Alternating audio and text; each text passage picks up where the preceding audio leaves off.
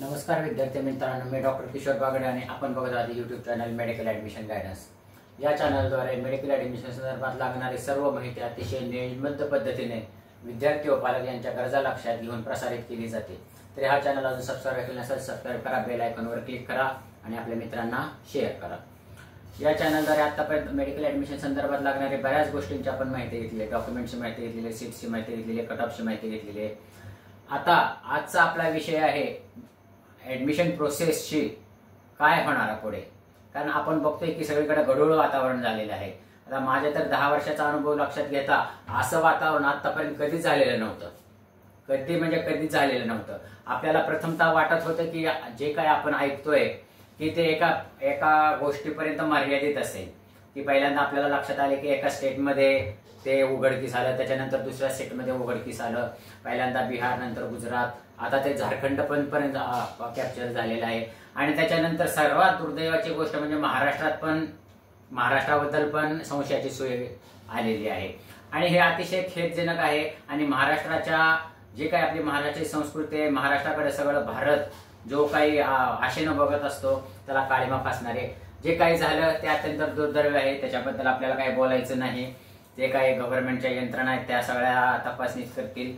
पण ह्या सगळ्या गढूळ वातावरणामध्ये जे काही विद्यार्थी पालक यांनी जे नीट एक्झाम दिलेली आहे विद्यार्थ्यांनी आणि त्यांच्या पालकांनी जे काही त्यांना सपोर्ट केलेला आहे, ह्या अतिशय टेन्शनमध्ये। आम्ही व्हिडिओ का तयार करतो आणि कसा तयार करतो, तर आमचा व्हिडिओचा विषय कसा तयार होतो, तर आमच्याकडे जे काही फीडबॅक येतात, विद्यार्थ्यांचे फोन येतात, पालकांचे फोन येतात, त्याच्यावरून आम्ही व्हिडिओ तयार करत असतो। तर मला असं लक्षात येतंय की माझ्या फोन कॉल्सवरून की सगळेजण टेन्शनमध्ये आहेत, संभ्रमात आहेत की आता रिनीट होईल का। आम्हाला तर वाटत होतं की रिनीट होणार नाही, कारण एक लिमिटेड एरियाबद्दल हे जे काही घटना घडलेल्या आहेत त्या असतील। पण आता असं लक्षात येतंय की ह्याचा स्प्रेड इतका मोठा झालेला आहे की सगळ्यांना आता टेन्शन यायला लागलेलं आहे की आता निश्चित काय होणार। पण मला अजून सुद्धा वाटतं मित्रांनो की रिनीट होणार नाही। तुम्ही ज्या काही पालकांना वाटते, ज्या काही विद्यार्थ्यांना वाटते की रिनीट होईल का नाही होईल का, पण मला अजून सुद्धा वाटते की रिनीट होणार नाही। आलं का लक्षात? कारण रिनीट करणं खूप अवघड आहे। 25 लाखांच्या परत विद्यार्थ्यांची रिनीट करणं तसं परत पॉसिबल नाहीये। पॉसिबल असू शकतं, पण दुसरी गोष्ट म्हणजे ज्यांनी कष्ट करून मार्क मिळवलेले आहेत, भले ते 600च्या वर असो, 500च्या वर असो, 300च्या वर असो, 400च्या वर असो, 250 असो, पण कष्टाने मार्क मिळवलेले आहेत त्यांच्यावर हा अन्याय आहे। आणि तुम्ही सर्वांनी पण रिनीट होऊ नये अशा कॉमेंट्स टाका, जे काही व्हिडिओज तयार होतात त्याच्यावर रिनीट होऊ नये अशा कॉमेंट्स टाका, म्हणजे ह्या कॉमेंट्स गव्हर्नमेंट पण आपोआप पोहोचू शकतात। कारण जरी समजा एखाद्याला 600च्या वर मार्क पडले तर त्याला MBBS मिळतंय, हे पण महत्वाचंच आहे। पण ज्याला 350 पडले त्याला पण BMS मिळतंय ना, त्याच्यावर पण हा अन्यायच आहे। ज्याला 250 पडले त्याला पण BHMS मिळतंय ना, त्याच्यावर अन्याय आहे। तर रिनीट होऊ नये असं सर्वांनी मागणी करा। आम्हाला तर वाटतंच की रिनीट होणार नाही, अलग लक्षात। तर पहिला आपला काय मुद्दा आहे, रिनीट होणार नाही असं अजून सुद्धा आम्हाला वाटतंय। तरी पालकांनी आणि विद्यार्थ्यांनी त्याच्याबद्दल संशय बाळगू नये। आता दुसरी गोष्ट काउन्सिलिंग, अजून सुद्धा माननीय सर्वोच्च न्यायालयाने काउन्सिलिंगवर बंधन आणलेलं नाही।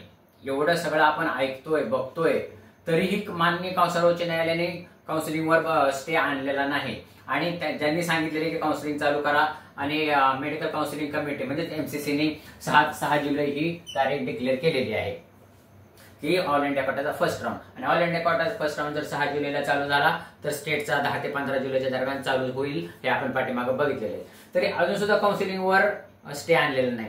पण मला तर 100% वाटतंय की हे जे काही इतकं गढूळ वातावरण आणि हे धागेधोगे हळूहळू पसरत चाललेले आहे, इथून तिकडे तिथून तिथं, तर ह्याच्यावरून मला तर 100% वाटते की काउन्सिलिंगवर स्टे बसेल।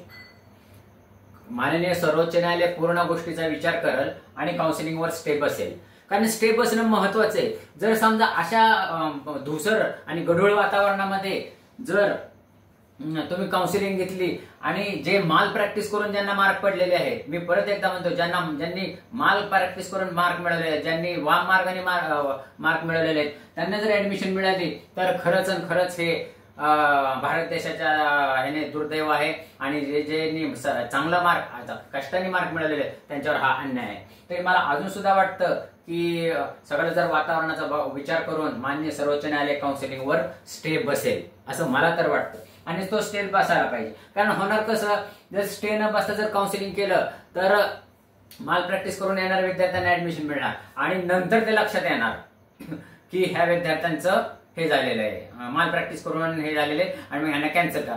मग ते कॅन्सल करा केल्यानंतर परत नवीन काउन्सिलिंग घ्यावी लागणार. हे सगळं आटापिटा करण्यापेक्षा मला तर वाटतं की काउन्सिलिंगवर स्टे बसवावा आणि स्टे बसेल असं हे मला वाटते. तर हा आपला आजचा विषय होता, रिनीट, काउन्सिलिंग आणि स्टे. म्हणजे ह्या आजच्या व्हिडिओचा मतार्थ काय आहे, रिनीट होणार नाही. पालक आणि विद्यार्थ्यांनी संभ्रमावस्थेतून बाहेर यावं. काउन्सिलिंगवर स्टे बसेल असं माझं मन सांगतंय, सगळ्या वातावरणाचा विचार करून. आणि ह्या एवढं बोलून आजचा विषय थांबवतो. हा विषय आवडलाच असेल, आवडला आपल्या मित्रांना शेअर करा, ह्याला व्हिडिओला लाईक करा आणि ह्या चॅनलला सबस्क्राईब करा. या अशाच माहितीपूर्ण व्हिडिओसाठी आमच्या चॅनलला सबस्क्राईब करा. एवढं बोलून आजचा विषय थांबवतो. जय हिंद, जय महाराष्ट्र.